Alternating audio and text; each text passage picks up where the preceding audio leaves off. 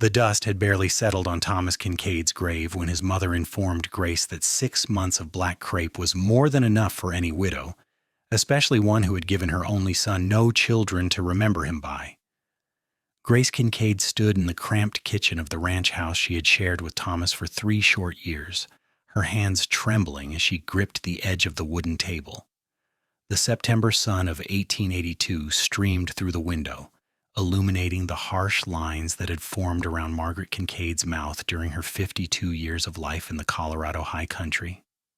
Outside, the San Juan Mountains rose like silent witnesses to this confrontation, their peaks already dusted with the first snows of autumn. "I loved him," Grace said quietly, her voice barely above a whisper. She was 24 years old, but the past 6 months had aged her in ways that showed in the hollow of her cheeks and the darkness beneath her green eyes. Her blonde hair, once carefully styled, hung in a simple braid down her back. She wore the same black dress she had worn nearly every day since Thomas had been thrown from his horse and broken his neck in a freak accident that still haunted her nightmares. "Love," Margaret said, the word dripping with contempt. "Love does not feed cattle or mend fences or keep a ranch running. You sit in that room of yours weeping when there is work to be done. Thomas has been dead for half a year, girl. Half a year. My own husband died after only 2 years of marriage, and I had a ranch to run and a boy to raise. I dried my tears and got on with living." Grace felt something crack inside her chest. Thomas was my husband. My everything. We were supposed to grow old together here. We were supposed to have children and watch them play in the meadow behind the barn. How can you expect me to just stop grieving because some arbitrary amount of time has passed? "Because life goes on whether you want it to or not," Margaret snapped. She moved closer, and Grace could smell the harsh lye soap she used and the tobacco she sometimes chewed when she thought no one was looking. "I have been patient with you. I have let you hide away and shirk your duties, but my patience is at an end. Either you take off that black dress, stop your moping, and start pulling your weight around here, or you can pack your things and leave." The ultimatum hung in the air between them like smoke from a rifle shot. Grace stared at her mother-in-law, searching for some softness in those steel-gray eyes, some hint of the woman who had welcomed her into this family 3 years ago. But that woman was gone, if she had ever truly existed. In her place stood a hard-edged rancher who saw Grace as nothing more than a burden, a mouth to feed who produced no labor in return. "You would cast me out?" Grace asked, her voice breaking. "I have nowhere to go. My parents are dead. I have no siblings. This ranch is the only home I have." "Then you should have thought of that before you decided to wallow in your grief like a pig in mud," Margaret said coldly. "I gave you a choice. The decision is yours." Grace looked down at her hands, at the simple gold band on her left ring finger that Thomas had placed there on their wedding day. She remembered his smile, the way his brown eyes had crinkled at the corners when he laughed, the gentleness of his touch. She remembered the sound of his voice reading to her in the evenings, the warmth of his body beside hers in bed, the 1,000 small kindnesses that had made up their life together. How could she simply stop mourning him? How could she pretend that her heart was not still shattered into pieces so small she feared they could never be reassembled? "I cannot," she whispered. "I cannot pretend that I am fine when I am not. I cannot act as though losing Thomas was just some minor inconvenience that I should have recovered from by now. I loved him with everything in me, and he is gone, and I am still trying to figure out how to breathe in a world where he does not exist." Margaret's face hardened even further. "Then pack your things. I want you gone by tomorrow morning." Grace felt the words like a physical blow. She stumbled backward, catching herself against the table. "Tomorrow, but where will I go? What will I do?" "That is no longer my concern," Margaret said, turning away. "You have made your choice. Now live with it." That night, Grace packed her belongings into the 2 worn carpet bags that had come with her to the ranch 3 years earlier.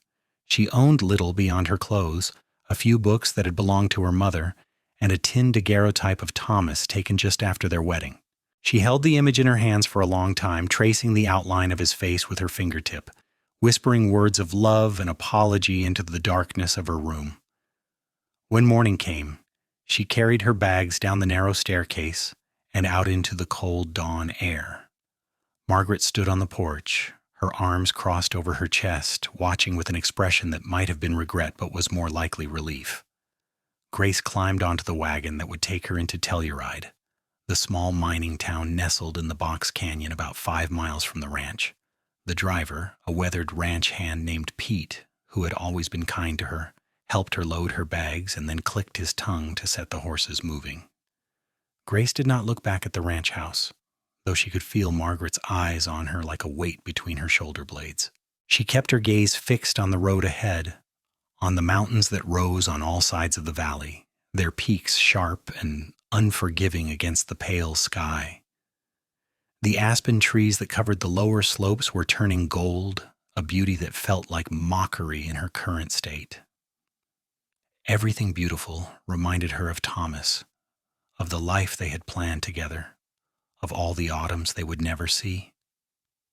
Telluride in 1882 was a rough town, swollen with miners seeking silver in the mountains and the businesses that catered to them. Saloons and gambling halls lined the main street, along with a general store, a bank, a small church, and a handful of other establishments. The sound of hammering and sawing filled the air as new buildings went up almost daily. Men outnumbered women 10 to 1, and most of those women were either wives of miners or worked in the saloons and brothels that did brisk business. Pete drove the wagon to the small boarding house run by a woman named Mrs. Harriet Morrison, a widow herself who rented rooms to the more respectable visitors to town. Grace had met her once at church and hoped that the woman might remember her kindly enough to offer her a room until she could figure out what to do next. Mrs. Morrison, a plump woman with kind blue eyes and graying brown hair, took one look at Grace's pale face and grief-worn clothes and ushered her inside without question. "You poor dear," she said, directing Grace to a small but clean room on the second floor. "You look like you have been through a trial. Come in, we will get you settled, and then you can tell me what has brought you to my door." Over tea in the boarding house parlor, Grace told her story, the words tumbling out in a rush. Mrs. Morrison listened without judgment, her expression growing increasingly sympathetic. When Grace finished, the older woman reached across the small table and took her hand. "That woman should be ashamed of herself, Mrs." Morrison said firmly. "Grief has no timeline. When my Henry died, I mourned him for 2 years before I could even think about rejoining the world. And even now, 10 years later, I still miss him every single day. You take all the time you need, dear. You are welcome to stay here as long as you like." "I have very little money," Grace admitted, shame coloring her cheeks. Thomas had left her a small sum, but most of his assets had been tied up in the ranch, which belonged to Margaret. "I can pay you for a few weeks, perhaps a month, if I am very careful. After that, I will need to find work." "We will worry about that when the time comes," Mrs. Morrison said. "For now, you rest and recover your strength. The world will still be here when you're ready to face it." For the first few days, Grace barely left her room. She lay in the narrow bed, staring at the ceiling, feeling the weight of her grief pressing down on her like a physical thing. She could hear the sounds of the town through the thin walls, the shouts of men in the street, the tinny music from the saloons, the rattle of wagon wheels on the dirt road. It all seemed to come from very far away, as though she were underwater and the rest of the world was somewhere above her, distant and unreachable. But slowly, gradually, she began to emerge. Mrs. Morrison brought her meals and sat with her sometimes, talking about inconsequential things that required no response. Other boarders came and went, most of them traveling businessmen or surveyors working for the railroad that would eventually reach Telluride. Grace began taking her meals in the dining room, though she spoke little and kept her eyes downcast. It was in the 3rd week of her stay that she first saw Kieran Fletcher. He came into the boarding house on a cold October afternoon, his boots ringing on the wooden floor of the entryway. Grace was sitting in the parlor with some mending that Mrs. Morrison had asked her to do, trying to make herself useful to repay the woman's kindness. She looked up at the sound of footsteps and found herself staring at a tall man with dark hair that touched his shoulders and eyes the color of whiskey in lamplight. He wore the practical clothes of a working cowboy, his denims worn but clean, his shirt rolled up at the sleeves despite the chill in the air.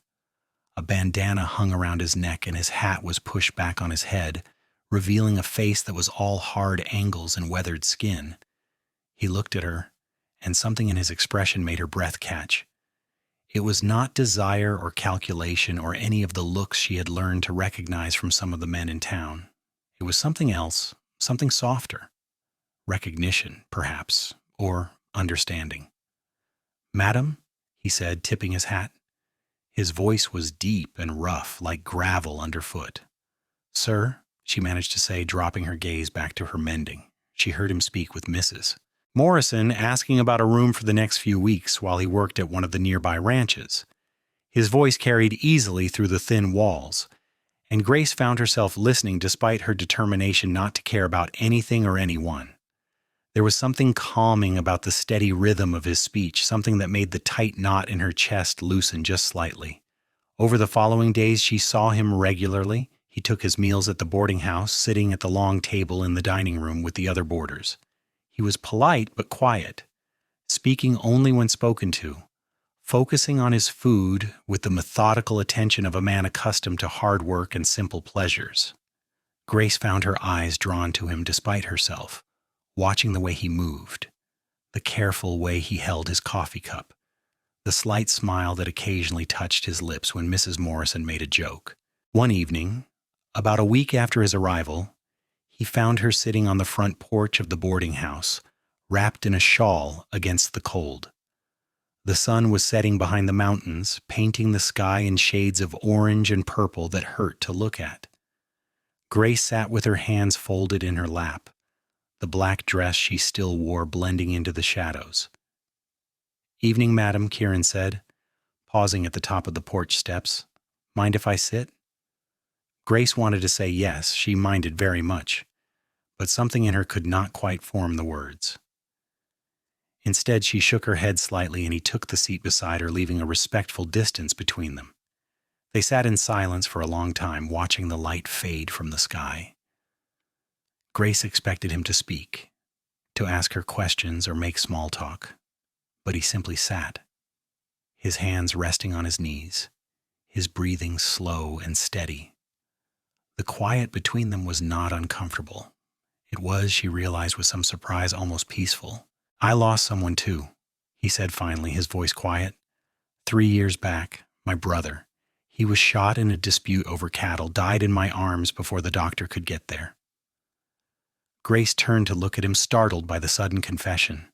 In the fading light, his face was all shadows and angles, but his eyes were soft with old pain. "I am sorry," she whispered. "Me too," he said. "Folks kept telling me I should move on, get back to work, stop dwelling on it. But grief does not work that way, does it? It is not something you can just decide to stop feeling." "No," Grace said, her voice breaking on the single word. "It is not." "I overheard Mrs. Morrison talking to one of the other boarders," Kieran said, and there was no apology in his tone, just a simple statement of fact. "She mentioned that you lost your husband, that his mother turned you out for mourning too long." Grace felt tears prick at her eyes. 6 months, she said bitterly. She said 6 months was enough, that I should put aside my grief and get back to living. But I cannot. I do not know how. "Then do not," Kieran said simply. "Take as long as you need. There is no shame in it." Something in Grace's chest cracked open at those words, and she found herself crying, great heaving sobs that shook her entire body. She buried her face in her hands, ashamed of her lack of control, but unable to stop the torrent of grief that poured out of her. She felt Kieran shift beside her, and then his hand was on her shoulder, a steady weight that grounded her. "It is all right," he said quietly. "Let it out. I am not going anywhere." And he did not. He sat with her while she cried, his hand on her shoulder, his presence solid and unwavering, When her tears finally subsided, leaving her empty and exhausted, he offered her his bandana to dry her face. She took it with shaking hands, mumbling an apology. "No need," he said. "Grief is nothing to apologize for." From that night on, something shifted between them. Kieran made a habit of sitting with Grace in the evenings, on the porch when the weather allowed, in the parlor when it did not. He did not press her to talk, did not try to cheer her up or distract her from her pain. He simply sat with her, a quiet presence that asked nothing of her but allowed her to be exactly as she was. Slowly, Grace began to talk. She told him about Thomas, about their courtship and marriage, about the dreams they had shared. She told him about the accident, about the horrible moment when Pete had come to the house to tell her that Thomas was dead. She told him about the long months of grief that had followed, about the way Margaret had grown increasingly cold and impatient with her. Kieran listened to all of it, his eyes never leaving her face, his expression one of deep understanding. In return, he told her about his own life. He had been born in Wyoming, the youngest of 3 brothers. His father had been a cattleman, his mother a school teacher who had died when Kieran was 12. His brothers had followed in their father's footsteps, working cattle and horses, moving from ranch to ranch as work demanded. The brother he had lost, Marcus, had been his closest friend as well as his sibling.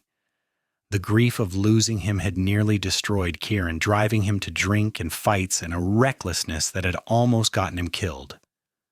"What changed?" Grace asked one evening, genuinely curious. They were sitting in the parlor, the fire crackling in the hearth. Outside, snow was beginning to fall, the first real storm of the season. "I met an old cowboy named Red," Kieran said, a slight smile touching his lips. "He took one look at me and told me I was hell-bent on following Marcus into the grave. Then he offered me a job on his ranch, said he would work me so hard I would not have energy left to destroy myself. And he did. He worked me from dawn to dusk, and when I collapsed into bed at night, I was too tired to drink or pick fights. Slowly, the grief became something I could live with instead of something that was killing me." "Does it ever stop hurting?" Grace asked, her voice small. "No," Kieran said honestly, "but it changes. It becomes part of you instead of all of you. You learn to carry it without letting it crush you. And eventually you find that you can remember the person you lost without only feeling pain. You can remember the joy too." Grace wanted to believe him, but the pain in her chest felt too large, too overwhelming. She could not imagine a time when thinking of Thomas would not bring her to her knees with grief. As October turned to November, Grace found herself looking forward to her evenings with Kieran. He had a quiet strength that soothed something raw inside her, a patience that allowed her to move through her grief at her own pace. He never pushed her to smile or to pretend she was feeling better than she was. He simply sat with her, offering his presence and his understanding. One evening, as they sat by the fire, Grace found herself asking him about his work. He had been hired to help break horses for a ranch about 10 miles outside of town, work that would keep him in the area through the winter. "It is good work," he said, stretching his long legs out toward the fire. "Hard, but honest. The horses are half wild Mustangs caught up in the mountains. They have spirit, which I appreciate. A horse without spirit is not worth much, in my opinion." "Do you ever hurt them?" Grace asked, thinking of the harsh, breaking methods she had sometimes seen employed. "No," Kieran said firmly. "I do not believe in breaking a horse's spirit. I prefer to gentle them, to earn their trust. It takes longer, but the result is a horse that will work with you instead of just obeying out of fear." Grace nodded, filing this information away. It fit with what she knew of Kieran, with the gentleness he had shown her despite his rough exterior. "Would you like to see them sometime, P?" he asked. "The horses, I mean. The ranch owner would not mind if I brought a visitor, and the ride might do you good." Grace's first instinct was to refuse. She had barely left the boarding house since arriving in Telluride, and the thought of venturing out into the wider world felt overwhelming. But something in Kieran's eyes, a hopefulness mixed with understanding, made her reconsider. "Perhaps," she said slowly, "if the weather is good." "Whenever you're ready," Kieran said. "No rush." It was another 2 weeks before Grace felt ready to take Kieran up on his offer. The weather had turned cold but clear, the sky a brilliant blue that hurt to look at. Mrs. Morrison fussed over her, making sure she was dressed warmly enough for the ride, and helped her into a coat that had belonged to the older woman's daughter. Kieran arrived with a gentle mare for Grace to ride, and his own sturdy gelding. He helped her mount, his hands careful and respectful, and then swung up onto his own horse with easy grace. They rode out of town slowly, Kieran keeping his horse to a walk that matched Grace's uncertain pace. She had not ridden since Thomas's death, and being on a horse again brought back memories that were both sweet and painful. The ranch where Kieran was working was a sprawling affair nestled in a valley between towering mountains. The owner, a grizzled man named Sam Porter, greeted them with a tip of his hat and a knowing look that made Grace blush. But he said nothing beyond pleasantries and directed them to the corrals where several mustangs stood, their coats shaggy with winter growth. Grace watched as Kieran worked with a young stallion, his movements slow and deliberate. He talked to the horse in a low, soothing voice, approaching carefully, never making any sudden moves. The stallion, a beautiful bay with a white star on his forehead, watched Kieran with wary eyes but did not bolt. Gradually, over the course of an hour, Kieran got close enough to touch the horse's neck, his hand moving in slow circles that seemed to calm the animal. "You are so patient," Grace said when Kieran finally stepped back, giving the horse space. "Patience is all I have to offer," Kieran said with a shrug. "These horses have been running free their whole lives. You cannot force them to trust you. You can only show them over and over that you mean them no harm. Eventually, if you are consistent, they start to believe you." Grace thought about those words on the ride back to town. She thought about how Kieran had applied that same patience to her, sitting with her night after night, asking nothing, simply being present, showing her over and over that he meant her no harm. And slowly, without her quite realizing it, she had begun to trust him. As winter deepened over Telluride, Grace found herself emerging more and more from the fog of grief that had surrounded her.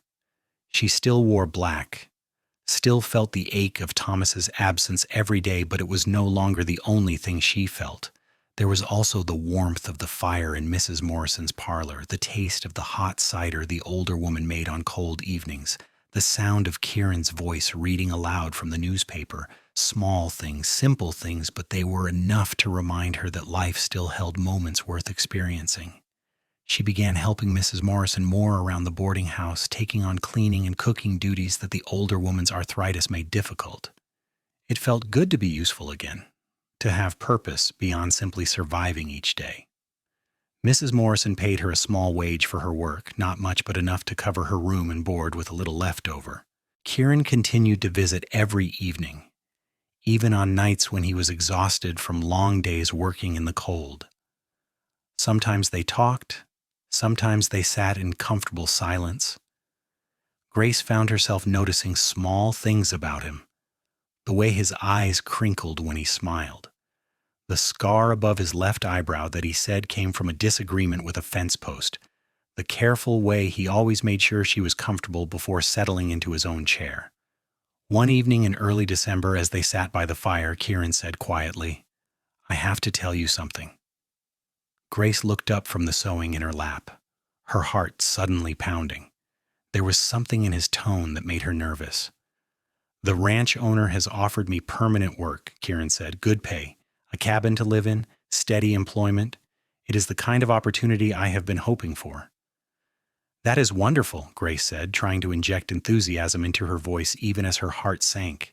If Kieran moved to the ranch full-time, she would no longer see him every evening. The thought of losing his presence, his steady comfort, was more painful than she wanted to admit. "The thing is," Kieran continued, his eyes fixed on the fire, "I do not want to take the job if it means leaving you. These past months, spending time with you, it has become the best part of my days. I find myself thinking about you when I should be focused on work, looking forward to our evenings together like they are the only thing keeping me going." Grace's breath caught in her throat. She set down her sewing with trembling hands. "I know you are still grieving," Kieran said, finally looking at her. "I know you loved your husband, and that losing him nearly destroyed you. I am not asking you to stop mourning him or to pretend that you are ready for something you are not, but I need you to know how I feel. I have come to care for you, Grace. More than care for you, if I'm being honest. I think I'm falling in love with you, and I wanted you to know before I made any decisions about my future." Tears welled up in Grace's eyes, but for the first time in months, they were not entirely born of sorrow. She felt a confusing swirl of emotions, guilt and hope and fear, all tangled together in her chest. "Kieran," she whispered, "I do not know what to say."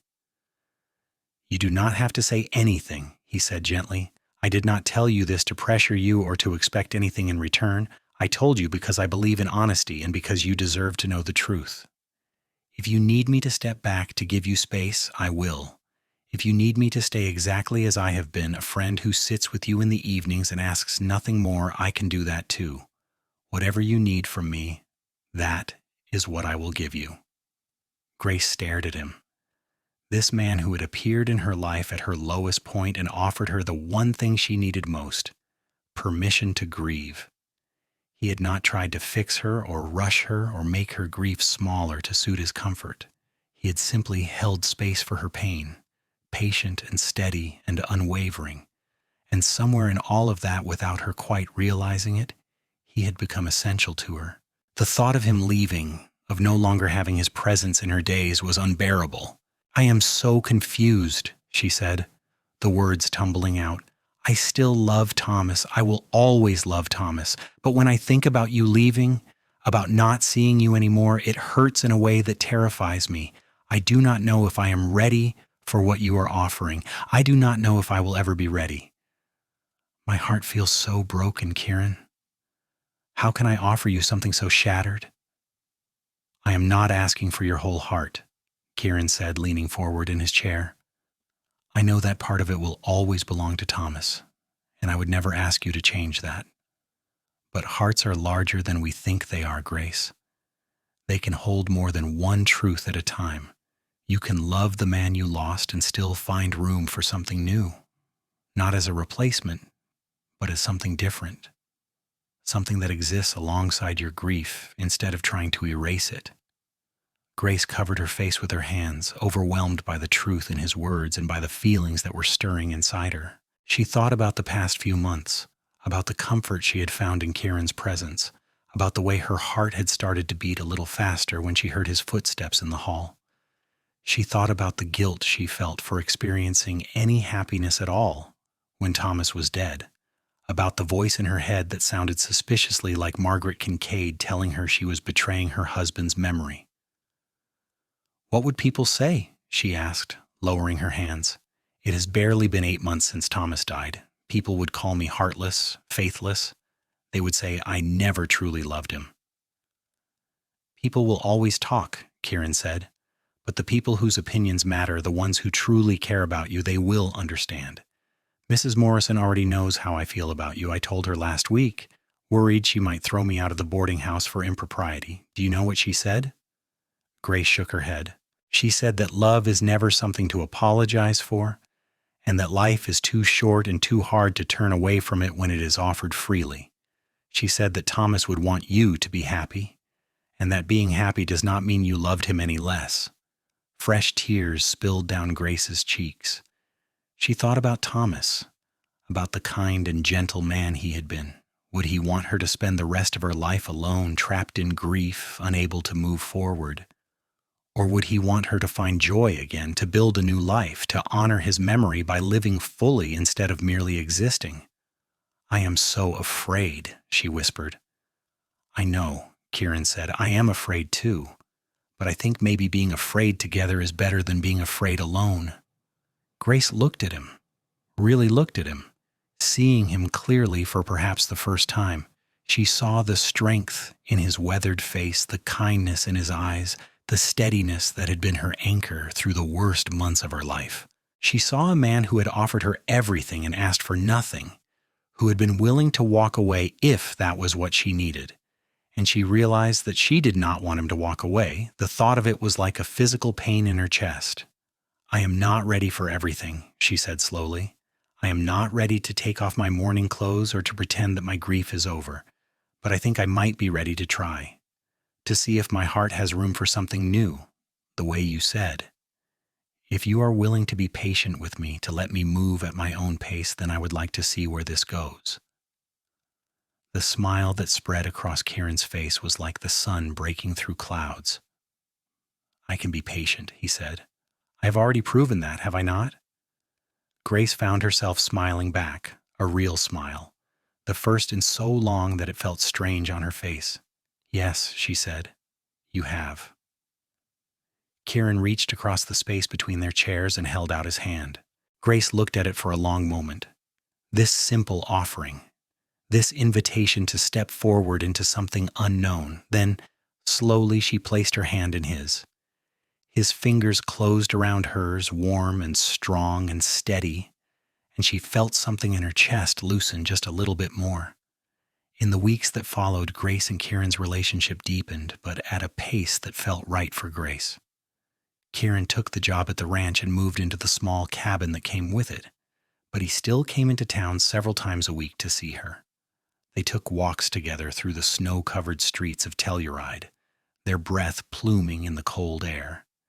They had dinner at the boarding house, sitting together at the table while Mrs. Morrison beamed at them like a proud mother. They attended a Christmas church service together, standing side by side as the congregation sang carols that made Grace think of Thomas, but also filled her with a fragile hope. Grace still wore her black dresses, still had days when the grief crashed over her like a wave and left her gasping. But Kieran never flinched from those days. He sat with her through them, holding her when she needed to be held, giving her space when she needed to be alone. He never made her feel guilty for her continued mourning, never suggested that her feelings for him should somehow erase her pain over Thomas's death. Slowly, Grace began to understand what Kieran had meant about hearts being larger than we think. She found that she could love Thomas's memory fiercely and still feel something growing for Kieran. It was not the same kind of love. Her love for Thomas had been built over years of shared life, of dreams fulfilled and challenges overcome. Her feelings for Kieran were newer, more tentative, built on a foundation of understanding and patience and a deep respect that felt precious and rare. One evening in late January, as they sat in her room at the boarding house, Grace felt brave enough to tell Kieran about the guilt that still plagued her. They were sitting together on the small settee, not touching, but close enough that she could feel the heat of his body. "Sometimes I feel like I am betraying Thomas," she said quietly, "like by caring for you, I'm somehow saying that he did not matter, that what we had was not important enough to mourn forever." Kieran was quiet for a moment, thinking. Then he said, "Can I tell you something my mother used to say? She died when I was 12, like I told you. A few years later, my father started courting a woman from town, a widow named Catherine. I was so angry with him. I felt like he was replacing my mother, like he had not loved her enough if he could move on. I said some terrible things to him." "What did he say?" Grace asked. "He sat me down and told me that the human heart is not a well that can be emptied. It is more like a fire. You can use one flame to light another candle without diminishing the first flame at all.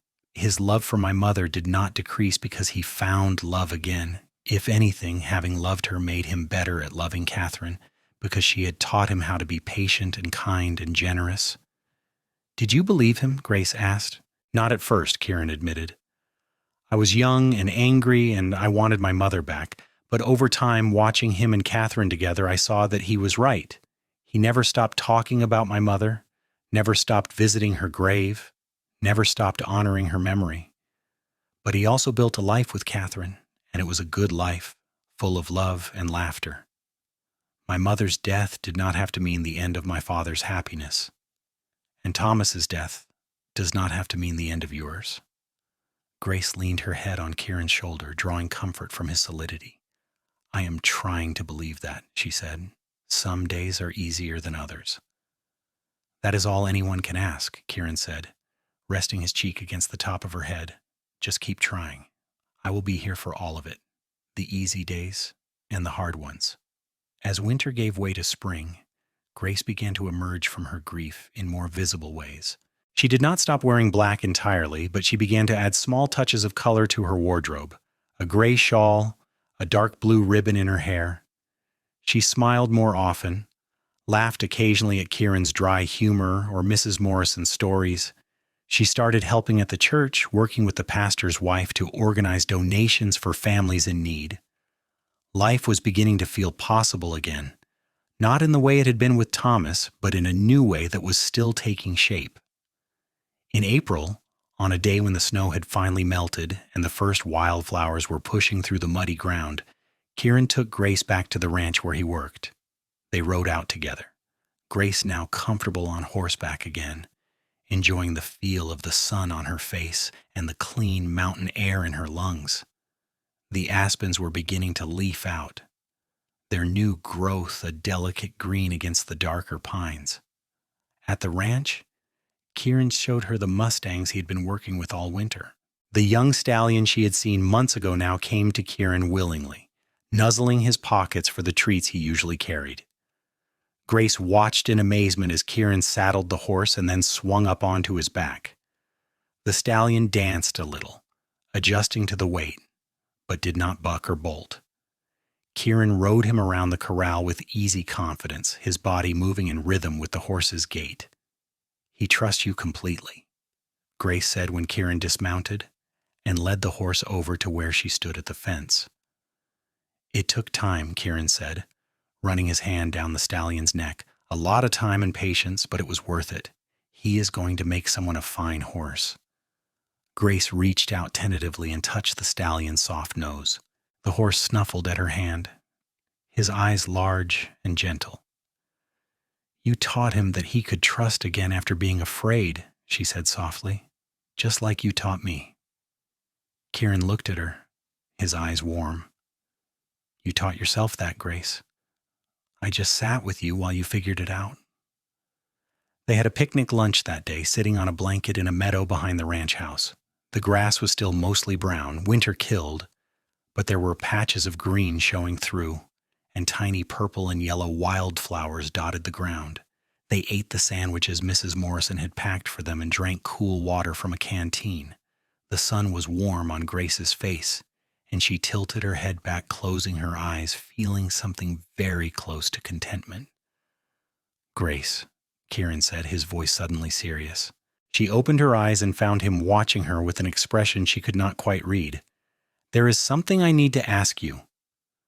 Her heart began to beat faster. "All right. I know we have been taking things slowly," he said, "and I know you are still healing, but I need to know if you think there is a future for us. Not right now necessarily, but someday, because if there is, I want to start making plans. And if there is not, I need to know that too, so I can adjust my expectations accordingly." Grace sat up straighter, tucking a strand of hair behind her ear. This was the question she had been both anticipating and dreading, the one that would require her to commit to a path forward instead of simply existing in the comfortable present. "I think there is a future for us," she said slowly, working through her thoughts as she spoke. "I cannot say exactly what it looks like yet, or when I will be ready for all that it might entail. But when I think about my life a year from now, 5 years from now, I cannot imagine it without you in it. You have become so important to me, Kieran, more important than I ever thought would be possible after losing Thomas." "That is enough for me," Kieran said, relief clear in his voice. "I am not asking you to marry me today or to make promises you are not ready to make. I just needed to know that we are moving in the same direction, even if we are moving slowly." "We are," Grace said, reaching out to take his hand. "I promise you we are." Summer came to the mountains, bringing long days of sunshine and fields of wildflowers that turned the valleys into riots of color. Grace's year of mourning officially ended in June, though she marked the date privately without ceremony. She was ready to put aside her black dresses, but she did so quietly, packing them away in her trunk with a prayer of gratitude for Thomas and for the love they had shared. Mrs. Morrison threw a small party to celebrate, inviting a few close friends from church and cooking an elaborate meal. Kieran was there, of course, and he brought Grace a bouquet of wildflowers he had picked himself, blues and purples and whites that made her eyes sting with tears that were only partly sad. "You look beautiful," he said when he saw her in a dress of soft gray with tiny white flowers embroidered on the bodice. It was the first time in a year that she had worn anything other than black, and she felt strangely exposed, as though she were revealing something vulnerable. "I feel strange," she admitted, "like I am betraying something even though I know that is not true." "Thomas would want you to move forward," Kieran said gently. "Anyone who truly loved you would want that." Grace nodded, blinking back tears. "I know. It is just hard to let go, even when you know it is time." As summer progressed, Grace and Kieran spent more and more time together. He taught her to fish in the cold streams that rushed down from the mountains, showing her how to tie flies and cast her line into the deep pools where trout lurked. She was terrible at it, but she laughed at her own ineptitude, and Kieran grinned at the sound, telling her it was the best music he had ever heard. They went riding together often, exploring the valleys and canyons around Telluride.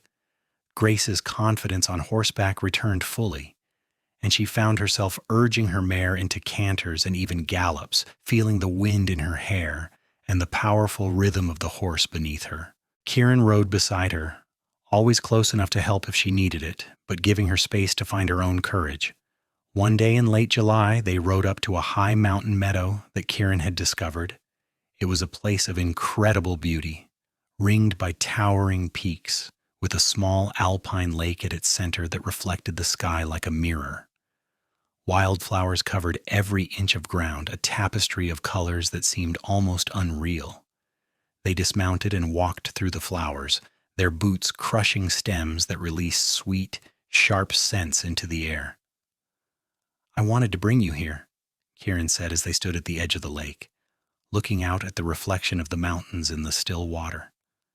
"This place reminds me of you, beautiful and strong and full of life, even after weathering hard winters."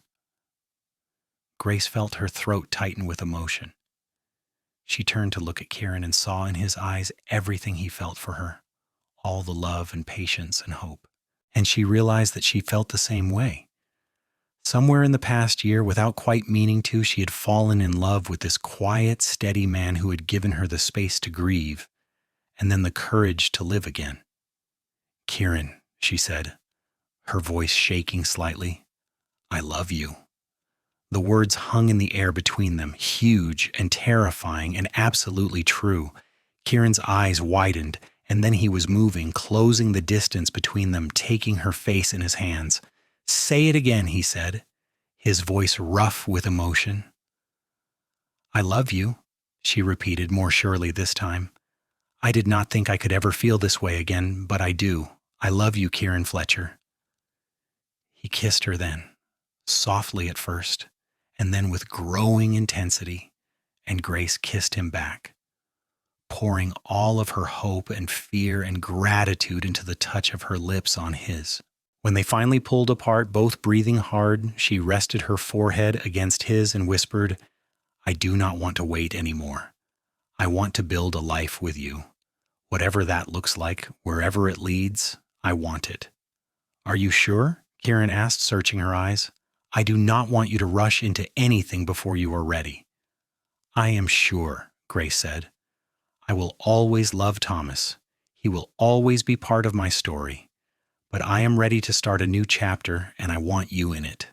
I want you in all of them." Kieran pulled her close, wrapping his arms around her, and Grace leaned into his embrace, feeling safe and loved and alive in a way she had not thought possible a year ago. They stood there for a long time, holding each other in that high mountain meadow surrounded by wildflowers and watched over by the silent peaks. They were married in September. A simple ceremony at the church in Telluride with Mrs. Morrison and a few close friends in attendance. Grace wore a dress of pale blue, and Kieran wore his best suit, looking slightly uncomfortable but undeniably handsome. Pastor Williams performed the ceremony, his voice gentle as he talked about love and commitment and the courage it takes to build a life with another person. When it came time for Grace to say her vows, she looked into Kieran's eyes and spoke from her heart. I promise to love you and honor you for all of my days. I promise to be honest with you even when the truth is hard. And I promise to never forget that you gave me the greatest gift anyone has ever given me, permission to grieve, and then permission to live again. You are my unexpected blessing, Kieran, and I will spend the rest of my life being grateful for you.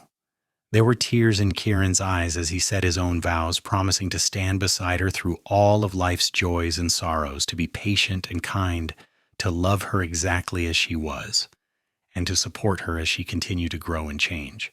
They moved into Kieran's cabin at the ranch after the wedding, a small but cozy space with a bedroom, a kitchen, and a main room where they could sit by the fire in the evenings. Grace spent the first few weeks making it feel like home, sewing curtains for the windows, arranging her books on a shelf Kieran built for her, hanging a few precious mementos on the walls. She placed the daguerreotype of Thomas on the dresser in the bedroom, and when Kieran saw it, he simply nodded. He is part of your story, Kieran said. He deserves a place in our home. Grace fell in love with him all over again in that moment, for understanding something that so many people would not have. Thomas's memory was not a threat to what she and Kieran were building. It was simply part of the foundation on which her life was built. Life at the ranch was hard work but satisfying. Grace learned to cook on the wood stove, to tend a garden in the short growing season to preserve food for the long winter. She helped Kieran with the horses sometimes, bringing them treats and brushing their coats while he worked on training. The ranch owner, Sam Porter, became a friend, stopping by the cabin sometimes in the evenings to share news or just to sit and smoke his pipe. Grace and Kieran developed rhythms and routines, small rituals that bound them together. They woke early and had coffee together while the sun rose over the mountains. They took evening walks after dinner, hand in hand, talking about their days or simply enjoying the comfortable silence they had perfected. They read aloud to each other before bed, taking turns with whatever book they were working through. And they made love with a tenderness and passion that surprised Grace, who had worried that she might not be able to be intimate with someone new. But Kieran was patient and gentle, and he made her feel cherished in a way that allowed her to relax and trust. Winter came again, bringing deep snow and temperatures that plunged below zero. The cabin was warm and snug, and Grace found that she did not mind being snowed in for days at a time. She and Kieran played cards, told each other stories, made elaborate meals from their stores of preserved food. It was a quiet life, but it was full of love and peace, and Grace found herself happier than she had been in years. In February, Grace realized she was pregnant. She missed her monthly courses, felt queasy in the mornings, noticed that her breasts were tender and swollen. She waited a few weeks to be sure, and then one evening, as she and Kieran sat by the fire, she told him, "I am going to have a baby," she said, her voice shaking with a mixture of joy and terror. Kieran stared at her, his expression going through several rapid changes. Shock, then delight, then concern. "Are you all right? How are you feeling? Should you be sitting? Should you be lying down?" Grace laughed, the sound bubbling up from deep in her chest. "I am fine, Kieran. Women have been having babies since the beginning of time. I am perfectly capable of sitting by the fire." He moved to her side, kneeling on the floor beside her chair, taking her hands in his. "We are going to have a baby," he repeated, his voice full of wonder. "Grace, this is incredible. I am going to be a father." "Are you happy?" Grace asked, needing to hear him say it. "Happy does not even begin to cover it," Kieran said, pressing a kiss to her hands. "I am overjoyed, terrified, but overjoyed." Grace laughed again, feeling tears start to slide down her cheeks. "I am terrified too, but I'm also so excited. We are going to be parents, Kieran. We are going to have a family." "Our family," Kieran said, placing a hand gently on her still flat stomach. "I love you so much, Grace. You and this baby. I am going to take such good care of both of you." "I know you will," Grace whispered. "I trust you completely." The pregnancy was not easy. Grace was sick for the first few months, able to keep down only plain foods and suffering from exhaustion that left her sleeping for hours in the middle of the day. Kieran fussed over her, bringing her dry toast and weak tea, making sure she was always warm and comfortable. As spring arrived and Grace began to feel better, her belly started to swell, a visible proof of the life growing inside her. Mrs. Morrison visited often, bringing advice and supplies and her own special blend of encouragement and practical wisdom. She helped Grace prepare for the baby, teaching her to sew tiny clothes and diapers, explaining what to expect during labor and delivery. The older woman's presence was a comfort, a reminder that Grace was not alone, that she had people who cared about her and would help her through this new challenge. As summer arrived and Grace's belly grew larger, she found herself thinking often about Thomas. She wondered what he would have thought about her new life, about Kieran and the baby they were expecting. She liked to think that he would be happy for her, that he would approve of the man she had chosen and the family they were creating. Sometimes she talked to him in her mind, telling him about her days, about the baby's kicks and movements, about how much she loved Kieran while still holding Thomas's memory dear. One warm evening in August, as Grace and Kieran sat on the porch of the cabin watching the sunset, Grace felt particularly contemplative. "Do you think it is possible to love two people at the same time?" she asked. "Not in the same way, but with equal depth and sincerity?" Kieran was quiet for a moment, thinking. "I think so," he finally said. "Love is not a competition. It does not have to be rationed or measured. You can love your husband and still have loved Thomas. You can honor his memory and still build a future with me. The heart is big enough for all of it." "I am so grateful I found you," Grace said, reaching for his hand. "You saved me, Kieran. Not just from being alone, but from being trapped in my grief forever. You showed me that it is possible to move forward without leaving the past behind." "You did that yourself," Kieran said, squeezing her hand. "I just sat with you while you figured it out." "You always say that," Grace said with a smile, "but it is not true. You did so much more than just sit with me. You were patient and kind and understanding. You let me mourn as long as I needed to. Without judgment or pressure, you gave me the space to heal at my own pace. That is not a small thing, Kieran. That is everything." In late September, as the aspen trees turned gold and the first frost touched the high peaks, Grace went into labor. It was a long and difficult process, lasting through the night and into the next day. Mrs. Morrison was there, along with a midwife from town, coaching Grace through each contraction, wiping her forehead with cool cloths, encouraging her when she was sure she could not go on. Kieran stayed by her side the entire time, holding her hand, whispering words of love and encouragement. When Grace screamed with the pain of it, he did not flinch. When she gripped his hand so hard she left bruises, he did not complain. He simply stayed, solid and steady, exactly as he had been from the very beginning. Finally, as the sun was setting on the second day, Grace pushed one final time and felt the baby slide from her body. There was a moment of terrible silence, and then a wail filled the room, strong and healthy and absolutely perfect. The midwife held up the baby, cleaning its face, and announced, "It is a boy! You have a son!" Grace collapsed back against the pillows, exhausted beyond measure, but filled with a joy so intense it was almost painful. Kieran was crying openly, tears streaming down his face as the midwife handed him the baby wrapped in a soft blanket. He held the tiny bundle carefully, as though he were afraid he might break it, and looked down at his son with an expression of such wonder that it made Grace's heart ache. "He is perfect," Kieran whispered. "Grace, he is absolutely perfect." The midwife helped Kieran place the baby in Grace's arms, and she looked down at her son for the first time.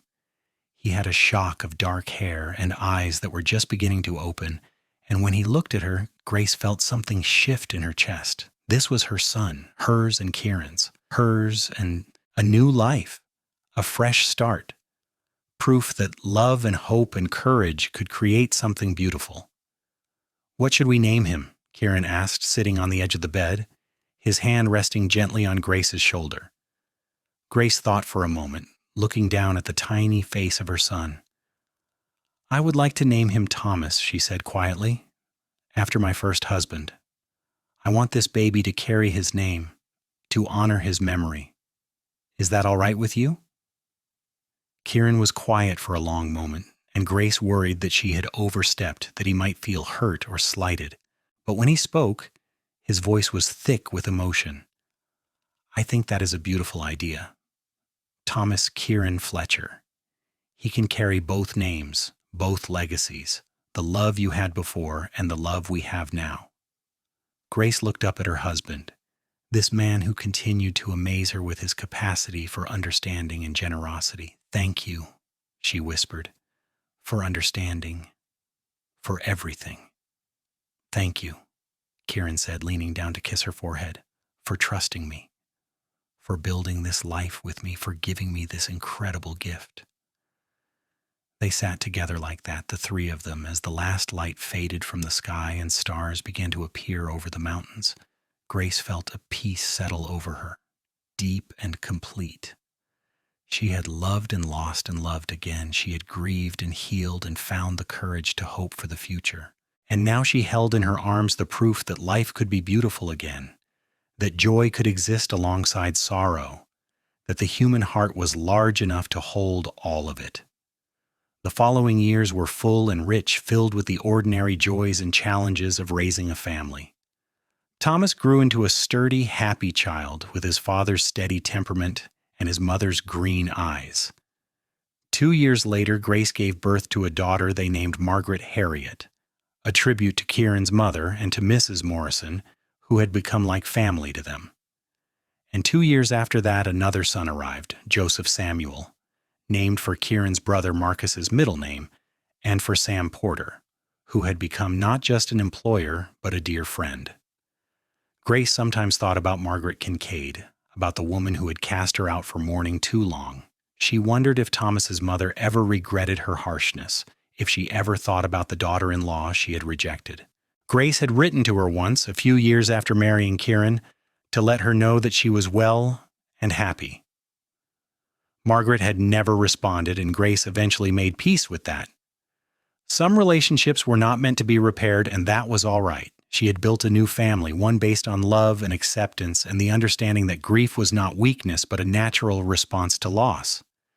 Mrs. Morrison remained a constant presence in their lives, visiting often, spoiling the children, offering wisdom and support whenever it was needed.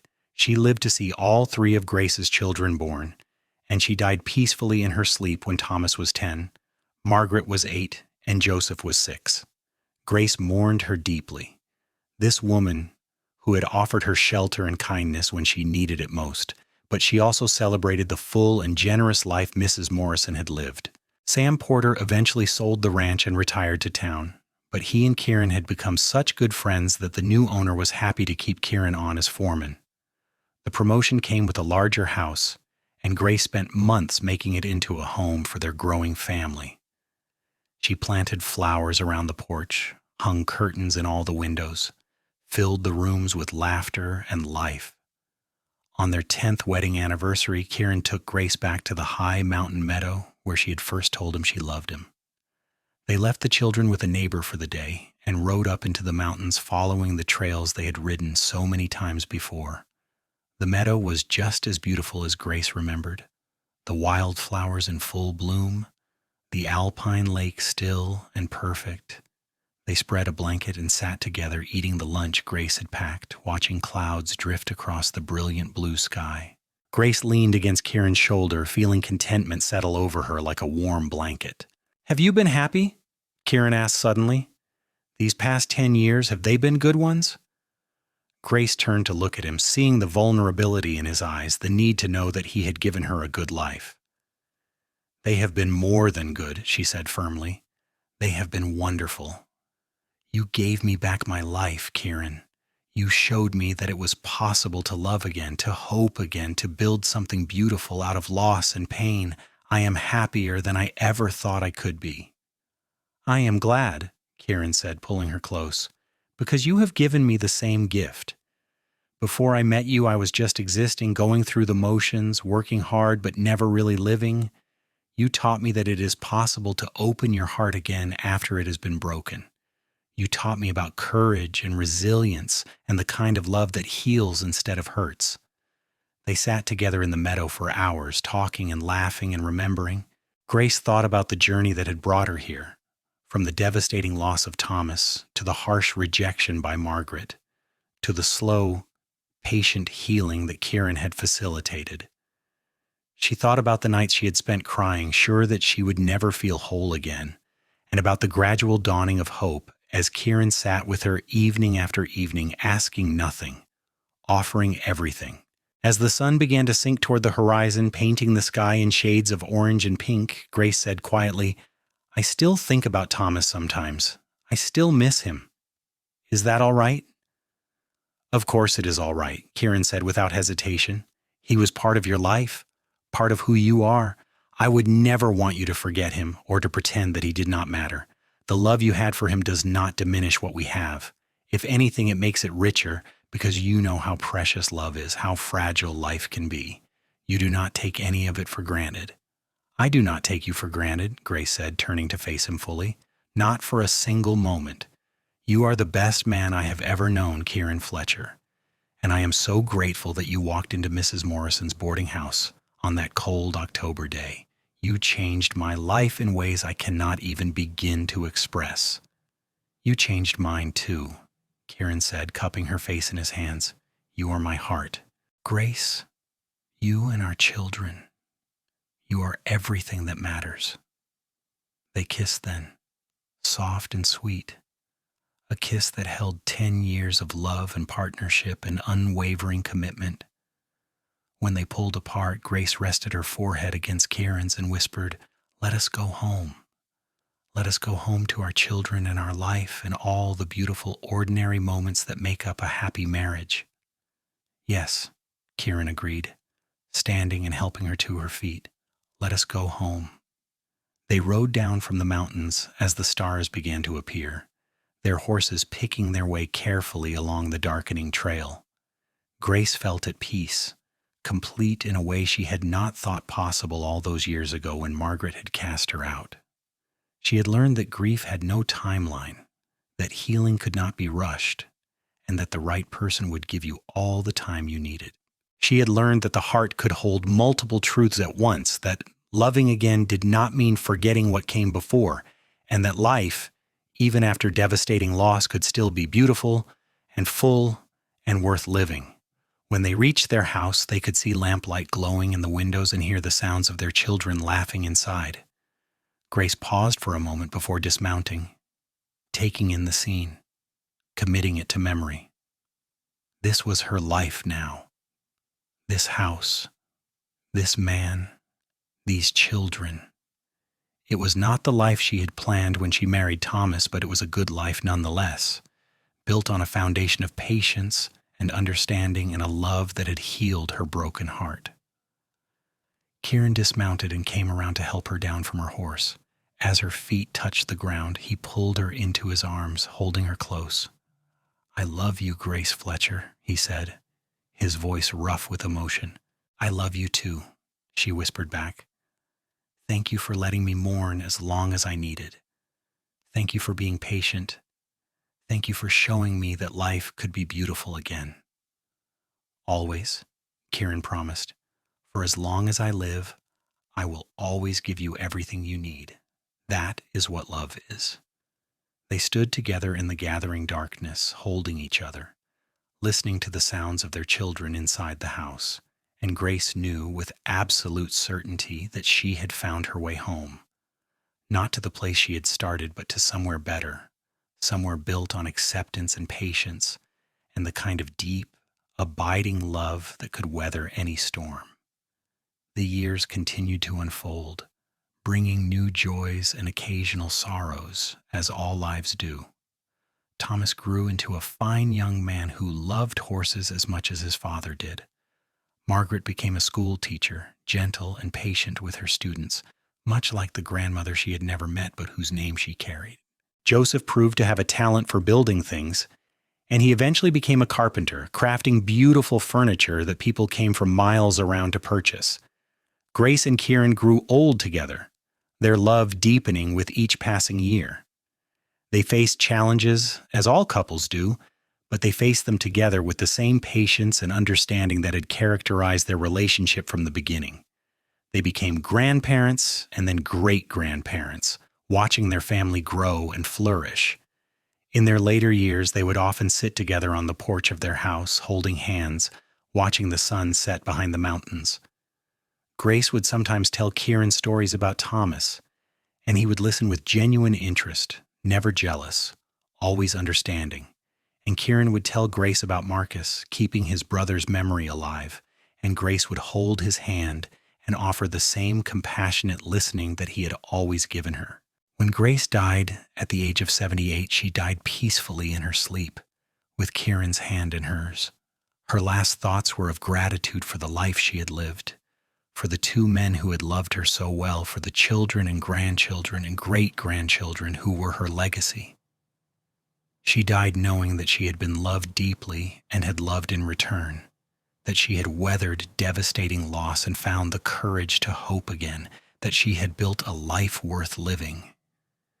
Kieran followed her 2 years later, dying of a broken heart according to the doctor, but really dying because his purpose had been fulfilled. He had loved Grace well, had given her the space to grieve, and then the courage to live again, had built a family and a life with her that had been more beautiful than either of them could have imagined on that cold October evening when they first met. They were buried side by side in the cemetery overlooking Telluride, their graves marked with simple headstones that bore their names and dates, and a single inscription that Thomas, their eldest, had chosen. They knew how to love well. And it was true. They had both learned, through loss and grief and the slow, patient work of healing, how to love with generosity and compassion and unwavering commitment. They had learned that the heart was larger than they had ever imagined, that it could hold multiple truths at once, that loving again did not mean forgetting what came before.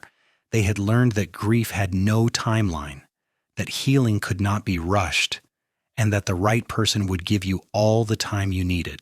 Their children and grandchildren would tell their story for generations. The tale of the young widow cast out by her mother-in-law for mourning too long, and the cowboy who had let her mourn as long as she needed, who had sat with her through the darkest nights and then walked beside her back into the light. It became a family legend, a reminder that love, real love, was patient and kind and never asked you to be anything other than exactly who you were. And in the high mountain meadow where Grace had first told Kieran she loved him, wildflowers continued to bloom every summer, a riot of color against the green grass and the blue alpine lake. Sometimes their descendants would ride up there, seeking the peace and beauty of that special place, and they would sit among the flowers and tell their children about the great-great-grandparents who had loved so well, who had shown them all that it was possible to rebuild a life after devastating loss, that the human heart was strong enough and large enough to hold both sorrow and joy, both past and present, both remembrance and hope. The story of Grace and Kieran became a testament to the healing power of patient love, a reminder that sometimes the greatest gift you can give someone is simply time, space, and unwavering presence. It was a story that honored grief while celebrating hope, that acknowledged loss while embracing new beginnings. And it was a story that proved beyond any doubt that love, when given freely and without conditions, had the power to heal even the most broken heart.